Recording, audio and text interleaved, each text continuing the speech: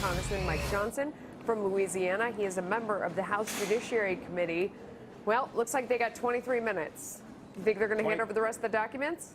Yeah, this is a fateful deadline, Melissa, and we're about to get an answer to a very important question, and that is the leadership of the DOJ, the leadership of the FBI, going to fully comply with a duly authorized congressional subpoena? That's what they have. That's what we've been requesting, and these documents have been requested for quite some time. It's really absurd that it's come to this, but as you know, this will be a fateful deadline here before the end of this hour. You are going to have Rod Rosenstein and Director Wray in front of the committee on Thursday. What are you going to ask them?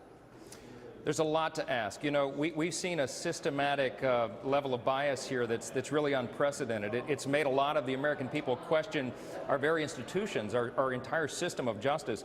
I went home over the weekend. I was back in my district in North Louisiana, and people are openly asking the questions, can we trust the Department of Justice? Can we trust the FBI? If we lose faith in those institutions, then our entire republic is really jeopardized.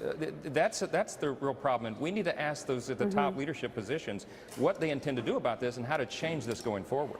So we had one of our own legal analysts here, Judge Napolitano, saying earlier today that you could deliver that subpoena to a court and the judge could then demand the documents and look at them and decide if it's proper to hand them over or not. Any thought of doing that?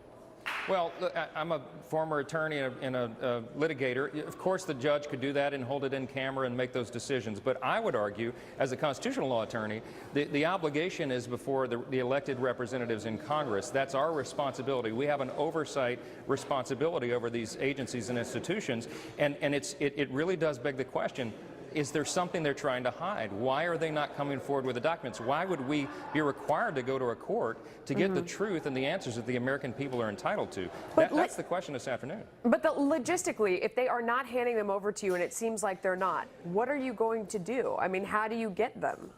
Well, we could, trigger that option of going to the court and demanding them under the court of law. If they weren't turned over at that point, they could be held in contempt, I suppose. But it's really an unprecedented kind of situation that we find ourselves in. We shouldn't have a constitutional crisis over this. It should be as simple as turning over the documents that have been duly requested now for many months.